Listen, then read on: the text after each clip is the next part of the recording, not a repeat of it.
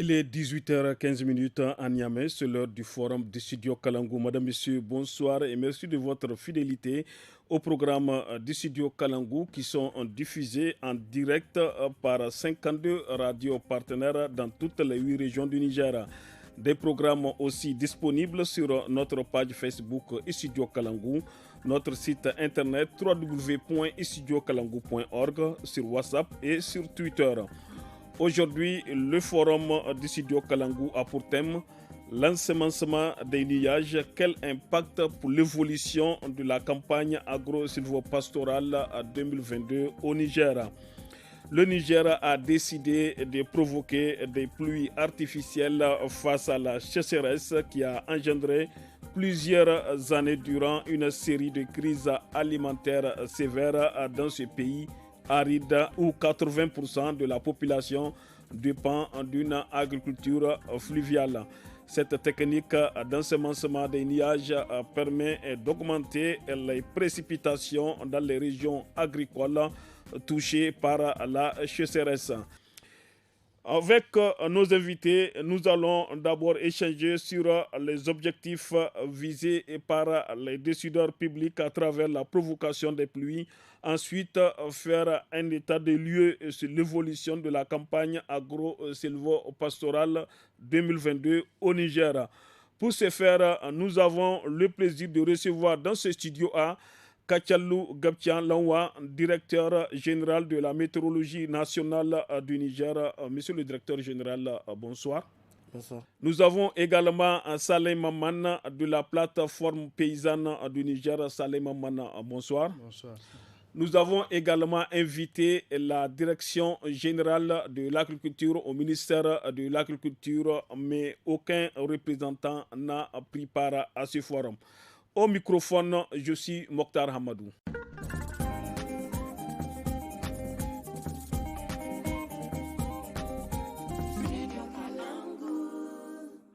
On va commencer avec vous, monsieur le directeur général Kachalou Gabtialawa, directeur général de la météorologie nationale du Niger. Ensemencer les nuages, provoquer la pluie, comment ça se passe concrètement sur le terrain, monsieur le directeur général? Merci de m'avoir donné la parole et de me donner cette occasion pour venir m'exprimer sur cette nouvelle initiative du président de la République, son Excellence, M. Baz Mohamed. Et effectivement, cette initiative consiste, si on veut, comme son nom l'indique, à ensemencer les nuages. Ensemencer, ça veut dire tout simplement d'abord, il faut que le nuage existe. Parce qu'en parlant d'artificiel, il y en a qui pensent qu'on crée également le nuage. Mais il faut que le nuage existe d'abord.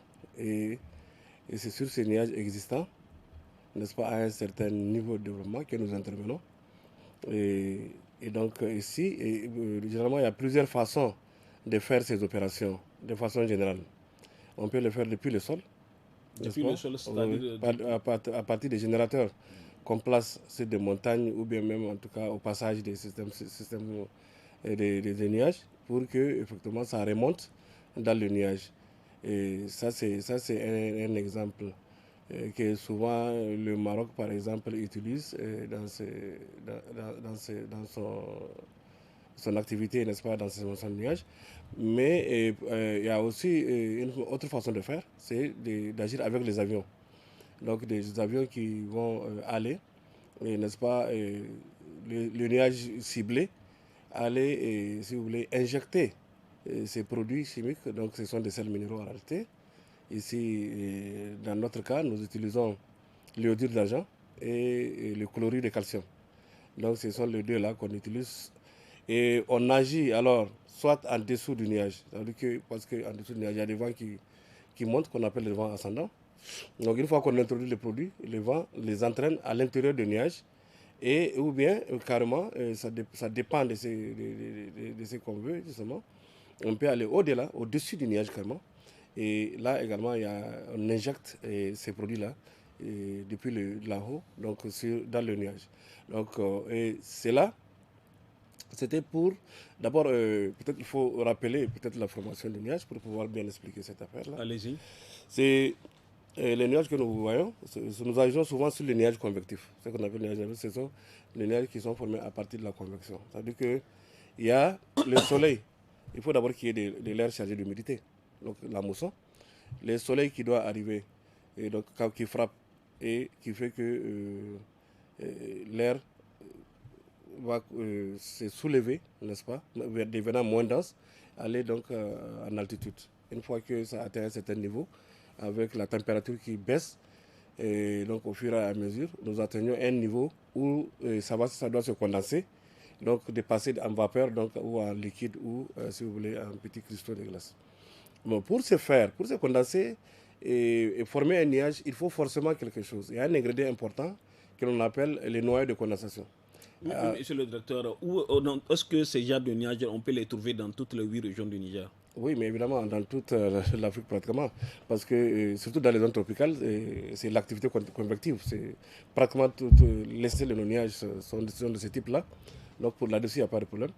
Et donc, c'est le gouttelette là vont s'accrocher donc autour de ces petits noyaux qu'on appelle les noyaux de condensation. Ce sont la poussière que vous voyez là, les particules de poussière. Ça peut être du sel marin ou si vous voulez tout type d'aérosols donc divers, donc qui sont déjà dans l'atmosphère. Et donc ça s'accroche et c'est autour de ça que maintenant l'activité physico-chimique, le développement des gouttelettes de pluie vont se faire. Et il y a l'aspect où il y a une captation de l'eau autour pour faire grossir, n'est-ce pas, ces particules non, ou ces gouttelettes de nuages qui vont grossir, atteindre un niveau et ça tombe sous l'effet de gravité. C'est ça la pluie. Ou il y a aussi l'autre action donc, qui est beaucoup plus mécanique. C'est dans ce genre de nuages, il y a généralement des vents ascendants, même à l'intérieur du Niger, et descendants. Donc ça fait que les particules là peuvent se croiser n'est-ce pas, s'accrocher et faire grossir alors le cristaux. C'est comme ça souvent que les graines se forment. Donc c'est ce phénomène. Donc en injectant ces produits-là que j'ai indiqués, ça va accélérer ce processus-là à l'intérieur du nuage. Donc si en temps normal, par exemple, peut-être que ça peut passer sur un lieu sans qu'il y ait de la pluie, donc ça consiste à faire de sorte que ça accélère les processus et ça multiplie le nombre déjà des noyaux de condensation et donc beaucoup plus, n'est-ce pas, de gouttelettes dans le nuage et que donc qu'on arrive quand même à avoir de la pluie. C'est ça l'objectif.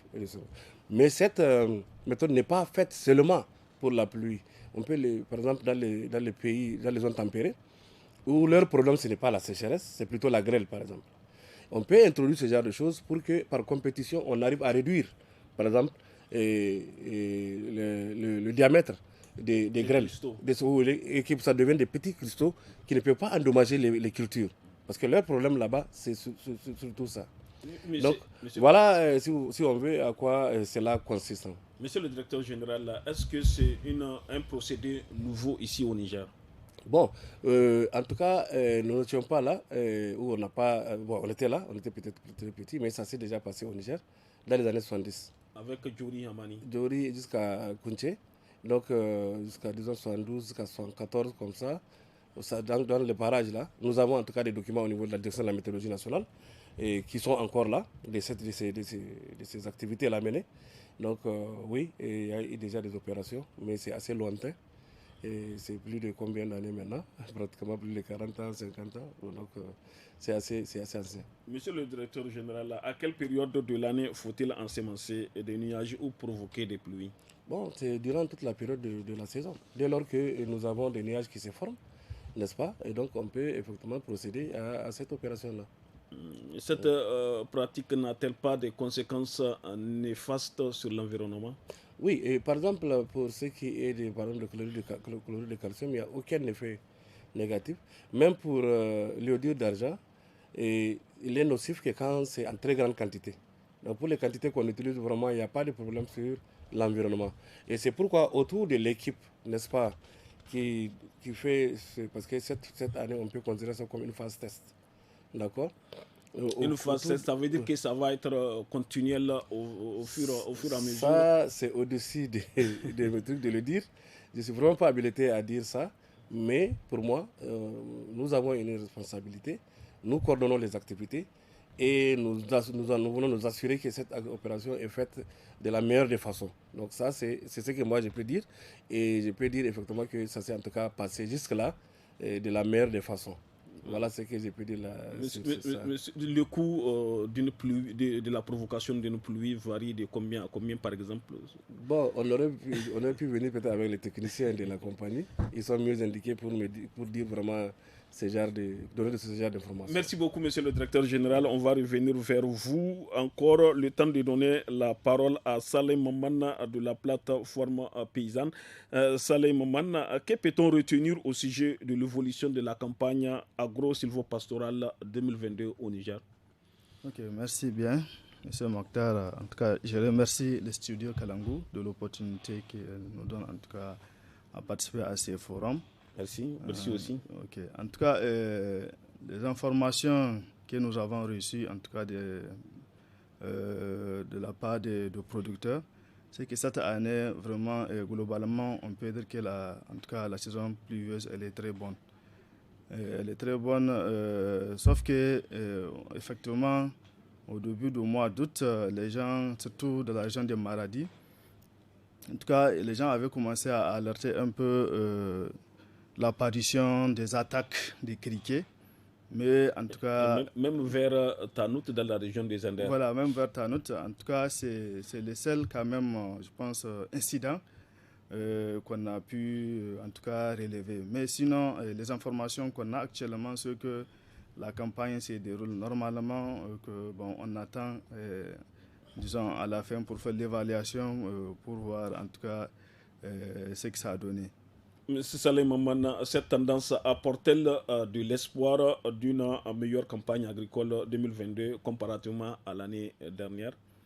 Oui, en tout cas, nous, vous savez, hein, les producteurs, tous ceux qui concourent effectivement à améliorer la production et la productivité des producteurs, en tout cas, nous saluons en tout cas l'initiative.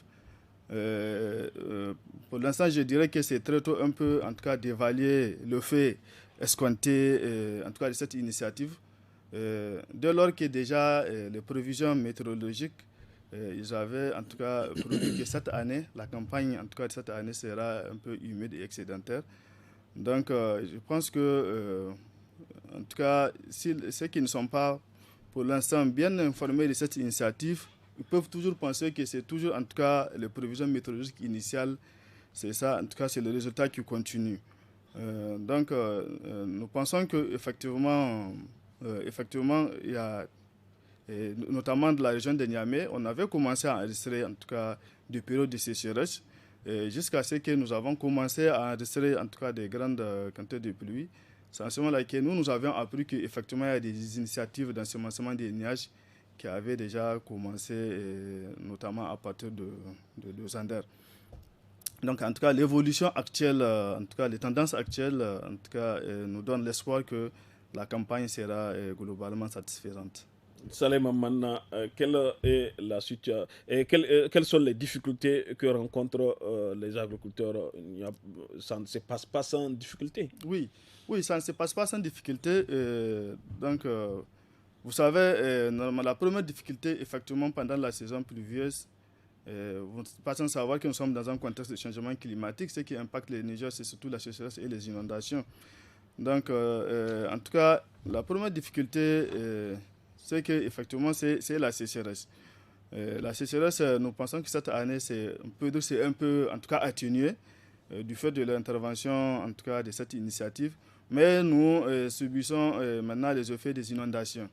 C'est pour cela que nous avons souhaité que s'il y a déjà des initiatives, c'est d'informer un peu les organisations paysannes, donc pour dire qu'il y a une telle initiative qui va être enclenchée et qu'il faut sensibiliser donc les producteurs pour pouvoir peut-être, s'il y a des mesures à prendre, surtout si ces pluies, en tout cas, auraient de conséquences, notamment en termes d'inondation. Donc, en tout cas, de les alerter et à prendre, en tout cas, des mesures.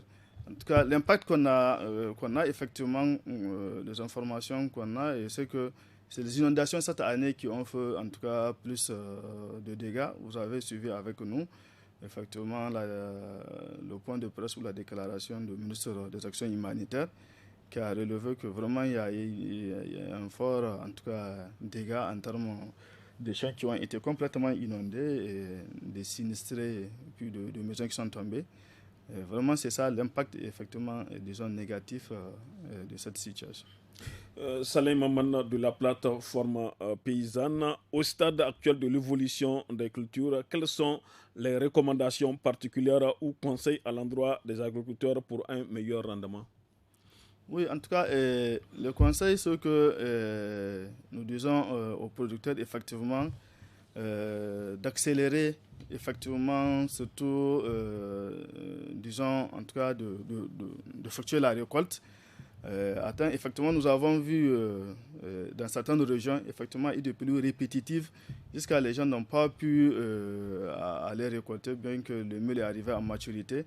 Donc ça peut également effectivement créer un autre effet, en tout cas négatif. Parce que les pluies, vous savez, une fois en maturité, si ce n'est pas encore récolté, vraiment les épis risquent de pourrir ou de noircir. Donc là, en tout cas, c'est pas, ça va créer encore un effet boule de neige, comme on dit. Donc, en tout cas, c'est de prendre les mesures, effectivement, disons des traitements, parce que vous savez, encore, s'il y a trop d'humidité, il y a certains ennemis, en tout cas des cultures qui se déclenchent.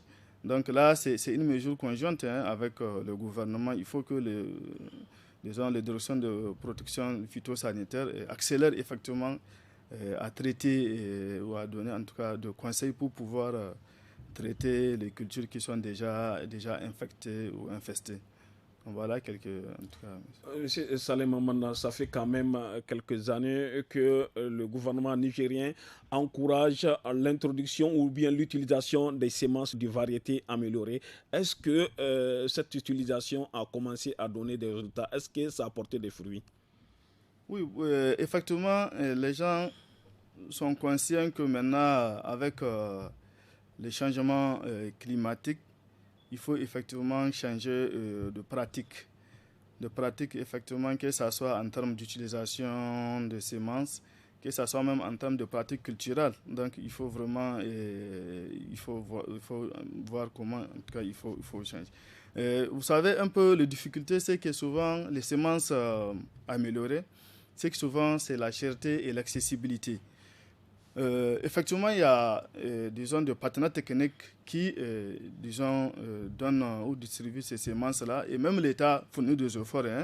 Il place en tout cas souvent en tout cas, des quantités, bien que ce n'est pas suffisant, au niveau de direction dans les régions et dans les départements, dans les communes. Mais ce que souvent, ces centrales-là arrivent un peu en retard et que les paysans, souvent, ils utilisent leurs propres semences. Et donc nous, souvent, nous encourageons en tant qu'organisation paysanne parce que nous disons que nos semences paysannes, effectivement, sont des semences à ne pas négliger parce que quoi qu'on dise, c'est des semences qui ont su adapter malgré les mutations climatiques et qui continuent effectivement à s'adapter. Donc la diversité également, c'est une chose dans le cadre, en tout cas, c'est une bonne chose dans le cadre d'adaptation au changement climatique. Donc, en tout cas, c'est ça. Monsieur Salem Maman, qui dit plateforme paysanne, dit aussi l'élevage. Le pastoralisme aussi vous concerne au niveau de la plateforme paysanne. Quelle est la situation des éleveurs et leurs cheptels de façon générale ici au Niger? Oui, je pense que la situation, c'est la même chose. Quand il y a, effectivement, la saison est bonne, c'est que ça concerne et les agriculteurs et les éleveurs. Donc, en tout cas, il n'y a pas d'inquiétude cette année par rapport, en tout cas, au pâturage. Je pense que les organisations pastorales sont conscientes qu'elles-mêmes peuvent faire, en tout cas, des transhumances internes. Parce qu'on a vraiment cette année suffisamment de couvert végétal. Donc ça ne vaut pas la peine, je pense, de faire la transhumance pour aller dans une autre région. Connaissant les difficultés qui existent maintenant, en dehors même du fait qu'il y a cette insécurité, en tout cas partout un peu au niveau de nos frontières. Il y a même les États maintenant qui commencent effectivement à fermer les frontières. En tout cas, maintenant les pastoralistes vraiment transfrontalier, ça pose problème. Donc cette année, en tout cas, on remercie Dieu. On a suffisamment, en tout cas, de tapis herbacés, on a de fourrage. Donc je pense que à l'interne même, en tout cas, les éleveurs peuvent faire la transhumance. Salem Maman de la plateforme paysanne, qu'en est-il à présent de la situation sanitaire du cheptel? La situation sanitaire, en tout cas du cheptel, pour l'instant, nous, on n'a pas encore eu, en tout cas, des alertes ou en tout cas d'inquiétude qu'il y a une épisodie qui s'est manifestée. En tout cas, pour l'instant, on peut dire que c'est calme. Merci Salem Maman. On me servi une courte pause.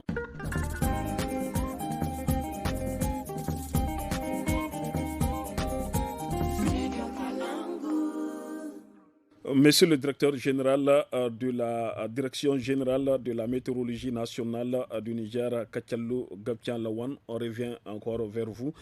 Comment les pluies sont-elles réparties sur le territoire nigérien cette année?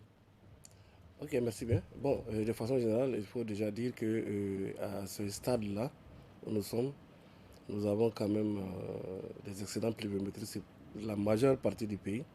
Même si on déplore quand même jusqu'à présent, tout en n'étant pas très négatif, bien entendu, et quand même quelques pluviométries qui ne sont pas assez avancées sur les régions du centre des régions du fleuve, mais également le nord d'Osso, donc dans ces parages-là, et un peu quelques petites localités du sud Tawa, un peu également, voilà. Sinon, de façon générale, même sur le nord aujourd'hui, cette année, il y a eu des pluies. Et il y aura même des zones qui ont enregistré des pluies exceptionnelles. C'est par exemple les régions de Difa. Des pluies exceptionnelles, c'est-à-dire? Quand je dis exceptionnelles en termes de quantité, c'est des choses qui n'ont peut-être pas jamais été enregistrées. Là où localité où on a des 350, maximum 400, on peut arriver à 500 cette année. Donc vous voyez, c'est quelque chose quand même d'assez important à souligner. Sinon, de façon générale, effectivement, pour la pluie, il y a certainement des poches de sécheresse, c'est clair, et un peu dans le nord, et au niveau de certaines localités d'Ottawa, et comme je l'ai dit également aussi sur le sud-ouest du pays. Mais sinon, de façon générale, en tout cas, la pluviométrie, ça va jusque-là. Monsieur le directeur général, comparativement aux années antérieures, cette année, la pluviométrie est-elle meilleure que l'année dernière, par exemple? Oui, c'est clair que, en fait, le problème de l'année dernière, c'est on avait fait pratiquement la même prévision que cette année. C'était des pluies excédentaires anormales. Mais le problème avec l'année dernière, même l'année dernière, quand on fait le cumul, il y a beaucoup de zones qui sont excédentaires. Mais le problème, c'est la distribution de la pluie à l'intérieur de la saison. Et d'ailleurs, l'impact le plus crucial qu'on a constaté des changements climatiques, en réalité, ce n'est pas la réduction de la quantité de pluie par an ou par saison. Non, au contraire, en termes de cumul, ça augmente même. Mais c'est le démarrage des saisons, avec beaucoup de pauses pluviométriques, souvent même à l'intérieur de la saison ou vers la fin de la saison, nous avons des arrêts de pluie assez prolongés que nous appelons donc les séquences sèches et qui se font. Donc le premier impact le plus important, c'est ça qui amène la sécheresse qu'on dit. Ce n'est pas une sécheresse en termes de volume d'eau, mais c'est une sécheresse qui se fait en termes d'arrêt de pluie pendant que les cultures, mais également le pâturage en a besoin. Et c'est ça qui entame le cycle de développement, le cycle végétatif de ces cultures et de ces plantes-là, et qui fait que, effectivement, finalement, ça compromet le rendement ou ça fait baisser le rendement. Donc, c'est l'élément crucial. Et d'ailleurs, l'intervention, n'est-ce pas, des pluies provoquées intervient, n'est-ce pas, dans ce contexte-là. Et l'objectif, c'est effectivement de faire en sorte qu'il n'y ait pas ces pauses pluviométriques prolongées à l'intérieur de saison. Et donc, c'est ça, c'est la première motivation de cette initiative du président que nous coordonnons. Et parlant effectivement, on a parlé des inondations, on a parlé de ceci ou cela, et les paysans. Et pour ce qui est de la communication, je crois que cette activité a été vraiment communiquée partout, même au niveau à l'extérieur. BBC, Voix d'Amérique, il n'y a pas même RFI, il n'y a pas quelqu'un qui n'a pas rapporté cette activité. Et à l'intérieur de la saison, du pays, je veux dire, nous avons la télé Sahel, la télé mère, qui a fait des éléments là-dessus. Il y a des radios et télévisions privées à qui on a donné toutes les interviews nécessaires pour expliquer de fond en comble, n'est-ce pas, les tenants et les aboutissants de cette initiative-là. Et donc, voilà, normalement, ça a été très bien communiqué. C'est vrai qu'il aurait fallu qu'avant même l'installation de la saison, et qu'on ait peut-être cette communication à l'endroit des populations. Mais étant donné que c'est venu beaucoup plus tard dans la saison, parce que l'activité a commencé au mois de juillet, n'est-ce pas? Et donc, on n'a pas pu faire cela dans le temps.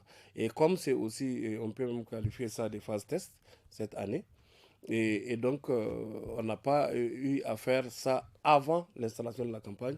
Mais si les autorités veulent justement faire continuer cette activité, je crois que prochainement, il y aura toutes les communications nécessaires et à des moments bien précis et à des moments qui feront que les gens soient informés des tenants aboutissants avant, donc de prendre les mesures s'il y a des mesures à prendre, justement.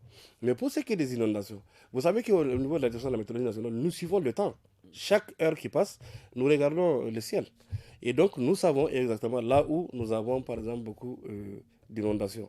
C'est Zender, c'est Maradi, c'est Difa. Alors, souvent, on laisse le naturel faire. Et des fois, quand, par exemple, nous savons qu'il y a une localité inondée, on n'intervient pas vraiment. Parce qu'il ne sert à rien d'intervenir là où il y a déjà de la pluie. Donc, c'est pour cela que les techniciens de la chose et que nous sommes, et donc qui suivons surtout le temps, parce que c'est notre rôle, et n'est-ce pas, pour dire attention, telle zone c'est pas bon, telle zone c'est pas bon. Plus au nord, il faut aller le faire. Donc, c'est comme ça que ça travaille. D'accord? Il n'y aura pas eu d'erreur de cible, par exemple? Non, il n'y a pas d'erreur de cible. C'est assez net. On localise, on donne les coordonnées précises de là où se trouve le système. Et c'est comme ça que ça marche. Donc, il n'y a pas d'erreur. L'avion sait quand il va partir, voilà les coordonnées, voilà la carte, voilà le nuage lui-même, là où il se situe, tout ça. Il a toutes les informations nécessaires et il va aller directement sur ces nuages-là. Et il n'y a pas eu d'erreur. Monsieur le directeur général, est-ce qu'il y aura d'autres opérations au cours de cette année, de cette campagne pluvieuse, par exemple? Oui, donc nous sommes toujours basés à Zender. Parce que vous savez, l'opération, je dois rappeler cela, l'opération a commencé à Niamey. L'avion était placé. Oui, l'avion était à Niamey le mois de juillet. Parce qu'on a commencé les activités un peu mi-juillet, un peu plus de mi-juillet. Et effectivement, si vous vous rappelez, il y avait un arrêt de pluie au niveau de Niamey à un moment, jusqu'au début août.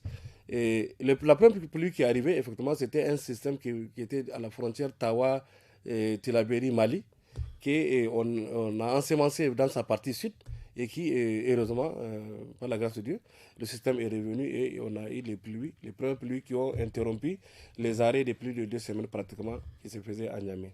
Donc, à cette période-là, ça s'est trouvé à Niamey. Maintenant, après, donc, surtout avec l'arrivée du président au niveau, donc c'était le 13 septembre, je crois, le 13 août, je pourrais dire. Donc, on a relocalisé le site de l'avion pour l'amener à Zender. L'avantage qu'on avait sur Zender, c'est que c'est au milieu. Il est facile d'intervenir à droite comme à gauche. Et donc, c'est pourquoi on avait amené l'avion au niveau donc, de Zender. Pour répondre maintenant à votre question, exactement, de quand est-ce que interviendra la fin de des activités que nous menons, en tout cas, jusque-là, on a calé ça au 28 septembre, Inch'Allah. Au niveau du 28 septembre, on va arrêter l'opération pour cette saison. Monsieur le directeur général, comment les services de la météorologie contribuent-ils en termes de conseils aux paysans et aux producteurs nigériens? Bon, vous savez, effectivement, nous sommes les techniciens ou les experts dans le cadre du climat et du changement climatique. Et nous avons mené plusieurs études nous-mêmes à notre niveau pour comprendre les comportements et d'ailleurs pour motiver de telles initiatives, il fallait montrer les études et pourquoi il faut le faire avec des données purement scientifiques, c'est pas du tout. Et donc, effectivement, les conseils qu'on donne, c'est par rapport à ce qu'on constate.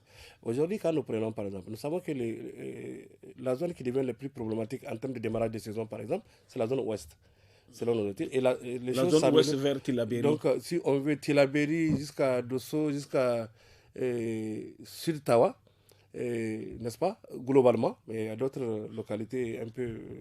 Mais de façon globale, c'est dans ces zones-là, Niamey, donc autour de Niamey, c'est dans ces zones-là qu'on a ce genre de problèmes. Et même au niveau des arrêts des pluies, on a constaté que c'est cela. Et on a tendance à avoir une situation qui s'améliore à l'est, donc avec des maladies jusqu'à Difa. Et voilà. Et ce n'est pas le lieu, peut-être, de parler même du futur, parce qu'on a fait tous les scénarios jusqu'à 2100. Mais je crois que ça va être à une autre occasion.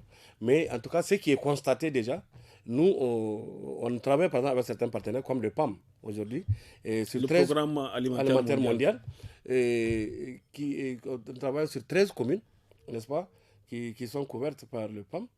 Et chaque année, on leur donne les prévisions saisonnières pour dire voilà ce qui va arriver. On parle les former sur comment le climat est en train de changer. Parce que vous savez, le climat, c'est aussi local. Hein. Et tu peux trouver une situation tout à fait différente entre, n'est-ce pas, des parties, n'est-ce pas, sous-jacentes. Disons que des parties proches, n'est-ce pas, de notre territoire. Et ça, il faut travailler avec les données locales pour pouvoir développer des produits. Ce que nous faisons, c'est quoi? Sur l'ensemble de là où nous intervenons, la première chose que nous faisons, c'est la caractérisation climatique de la zone. Et leur montrer leur disparité dans leur zone. Voilà là où le démarrage a des problèmes. Voilà là où la fin a des problèmes. Voilà là où nous avons beaucoup de pauses pluviométriques. Voilà là où nous avons des baisses de précipitations. C'est ça qu'il faut faire. Parce qu'on ne peut pas agir pour faire des programmes d'adaptation si on ne connaît pas exactement. C'est comme un médecin. Quand tu viens, tu es malade, il faut qu'il sache de quelle maladie tu souffres. Donc, il ne s'agit pas de partir prendre des généralités. La Banque mondiale a dit, ceci a dit, et on intervient. Ça, ce n'est pas du tout pertinent. Je crois que c'est ce que nous faisons. Et nous sommes là justement pour l'État, pour cela. Et donc, nous sommes aujourd'hui habilités à donner toutes les informations nécessaires sur toutes les localités du Niger. Et nous suivons, aujourd'hui, si vous aviez voulu, nous avons le cadre national pour le service climatique. Nous avons 5 groupes thématiques qui sont en train de travailler chaque mois avec nos collègues de l'énergie.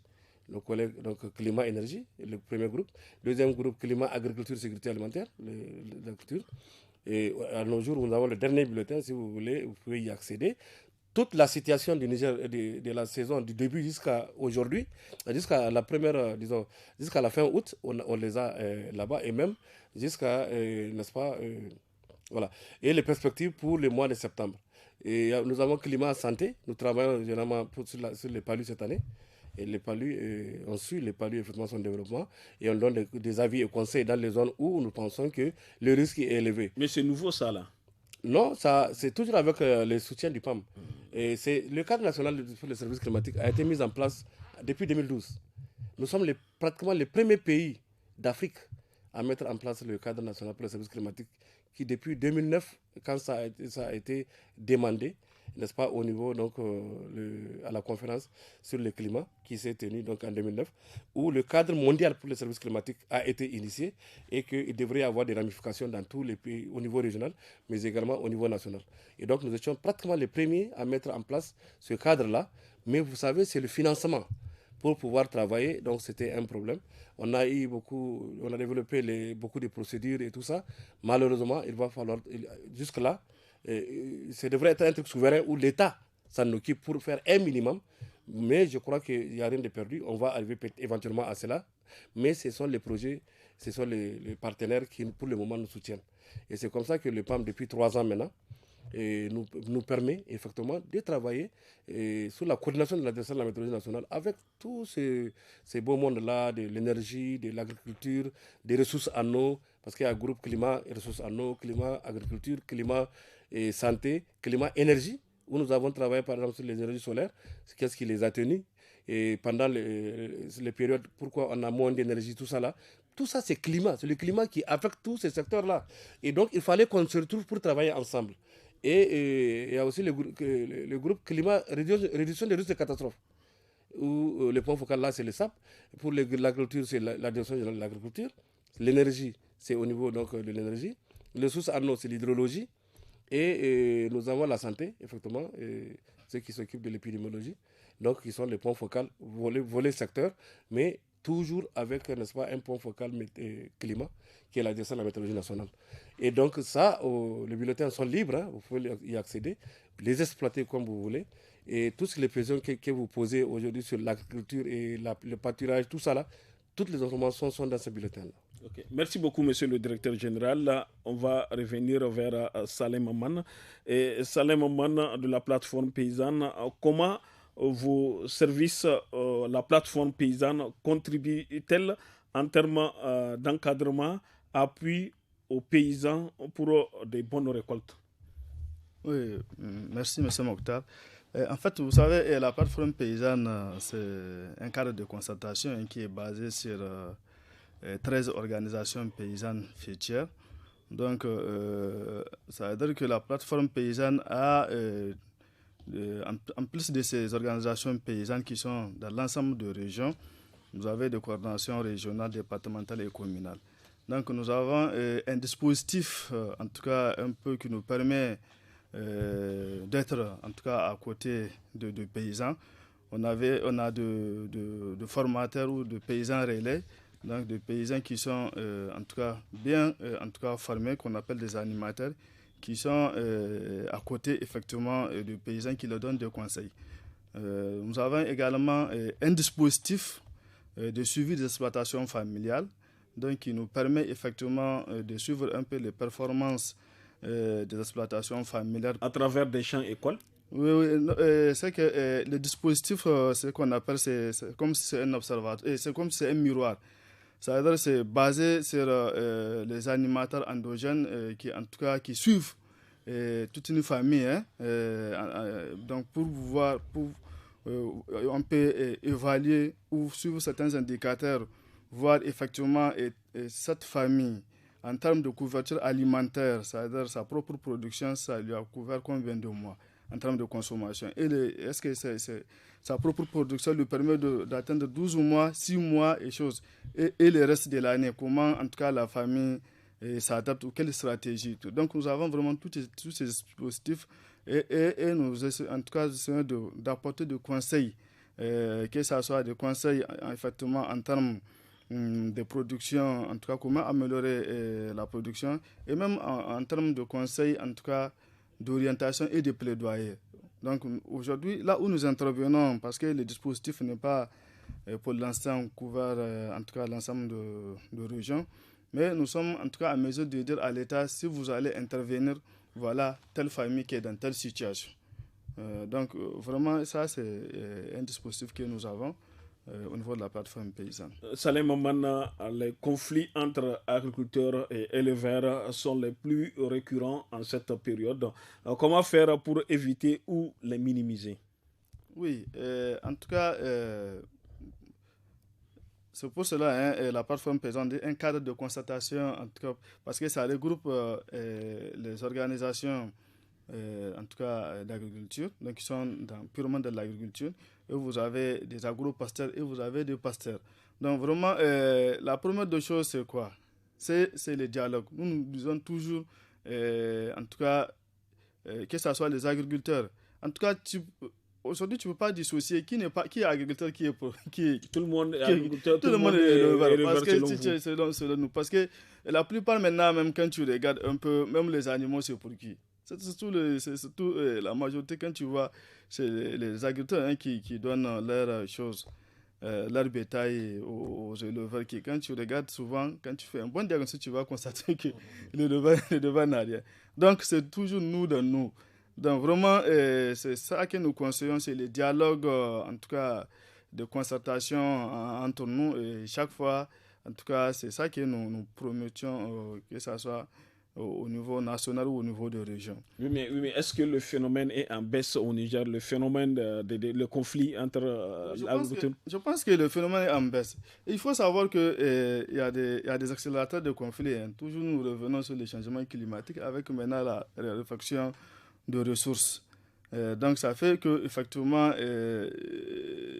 si on ne mise pas beaucoup sur en tout cas la conscientisation, sur la sensibilisation, le conflit risque un peu, en tout cas, d'accélérer ou de dégénérer. En tout cas, parce que c'est la nature qui nous impose. Les ressources, en tout cas, de plus en plus, ça raréfie. Donc, il faut maximiser la concertation et le dialogue. Vraiment, ça, c'est notre rôle. nous avons conduit pas mal en tout cas, d'initiatives. Nous faisons des forums, en tout cas, OP, organisations paysannes, en tout cas, en tout cas entre agriculteurs et éleveurs. Nous faisons des forums de sensibilisation par rapport effectivement à ces phénomènes. Et nous faisons effectivement chaque année, que vous voyez, ce qu'on appelle la semaine du paysan, où c'est l'ensemble des paysans, en tout cas, que ce soit en tout cas des agriculteurs, que ce soit des éleveurs, qui se retrouvent. On discute entre nous, en tout cas, pour poser effectivement ces questions de conflit. Et Salem Amana, votre proposition, conseil, recommandation pour une meilleure campagne agro-silvopastorale 2022 au Niger, rapidement. Ok, en tout cas, merci. En tout cas, notre conseil et proposition, effectivement, ce que il faut que, en tout cas, l'État, en tout cas, dans le meilleur des lieux, puisse effectivement évaluer un peu l'année 2022 pour voir effectivement ce que ça a donné en termes de production. Et s'il y a, en tout cas, une intervention d'urgence à faire, il faut faire ça à temps. Parce que ça ne sert à rien de laisser les gens entrer dans une situation critique et puis intervenir effectivement à temps. Et nous disons déjà la campagne 2023 se prépare, doivent être préparées dès maintenant. Donc il faut vraiment préparer à mettre en tout cas les intrants à temps. Chaque année, vous voyez, les engrais coûtent excessivement cher. Il faut que l'État voit comment il va subventionner cette question. Parce qu'un sac d'engrais qui coûte 30 000, vous voyez, ce n'est pas accessible aux petits producteurs. Donc vraiment, c'est tout ce conseil qu'il y a. Merci beaucoup, Salem Maman. Monsieur le directeur général, quels sont vos conseils, recommandations pour une meilleure campagne agro-silvopastorale 2022 au Niger? Ok, merci bien. C'est un débat qu'on devrait plus avoir peut-être au début de saison. Mais déjà, donc, pour ce qui reste de la campagne, et vu l'évolution, ce qui est un peu réconfortant, et je crois que mon collègue, la plateforme l'a un peu évoqué. Je crois qu'il faut faire attention maintenant vers la fin de la saison, comme on l'a vu l'année dernière. Et l'année dernière, nous avons fait la même prévision. On a dit que dans beaucoup de localités, la pluie va s'étendre jusqu'à tardivement. Ça veut dire que si ça doit s'arrêter 25, ça pourrait aller jusqu'à 30 chez toi. Ou si c'est dans les 30, ça peut glisser sur octobre. Donc, c'est dire que la fin de saison, normalement, selon nos prévisions, devrait intervenir beaucoup plus que la moyenne, au-dessus de la moyenne. Et donc, comme tel, comme il l'a dit, je crois que c'est le moment de récolter rapidement. Il faut vite récolter parce que des fois, il peut y avoir un peu même d'arrêt de pluie. Après, on pense que bon, on a tout le temps, c'est la fin de la saison. Or, il y a la pluie qui reste, qui arrive et qui peut détruire tout ce qu'on a récolté. Et ou même si c'est mal emmagasiné. Donc, je crois que tout ça là, on est arrivé à quelque chose qu'on pense qui va être très bien. Je crois que la première des choses, c'est pouvoir les récolter et vraiment les sécuriser. Ouais. Deuxièmement, je crois que l'État aussi devrait intervenir dans la gestion de tout ce qu'on va trouver, de tous les rendements qu'on va avoir, de toutes les récoltes. Vraiment, il faut qu'il y ait une bonne planification en prélude de ce qui va se passer en 2023, que nous ne connaissons pas encore, qu'il y ait vraiment de la consistance et qu'on accompagne les producteurs et toute la population jusqu'à 2023 en toute sécurité. Il faut aussi éviter le gaspillage de vivres. Le gaspillage, c'est de ça qu'il s'agit. J'aimerais que l'État également s'implique à côté donc, des plateformes, de toutes les organisations là qui sont là. Je crois qu'il est nécessaire que cela se fasse. Nous, de notre côté, et nous allons donner toutes les prévisions qu'il faut dans les zones où on pense qu'il y aura des précipitations. Comme l'année dernière, on l'a fait. Et ça a sauvé beaucoup de choses. Quand on est parti cette année, surtout dans la zone des Indères, pour évaluer, et même à Difa, ils ont dit oui, on a suivi, vous avez dit que la pluie va revenir, et c'est revenu. Mais malheureusement, il y en a qui n'ont pas cru, et puis ils ont perdu leur... Donc, ce sont des choses comme ça. Merci beaucoup, monsieur le directeur. Nous sommes au terme de ce forum du studio Kalangou.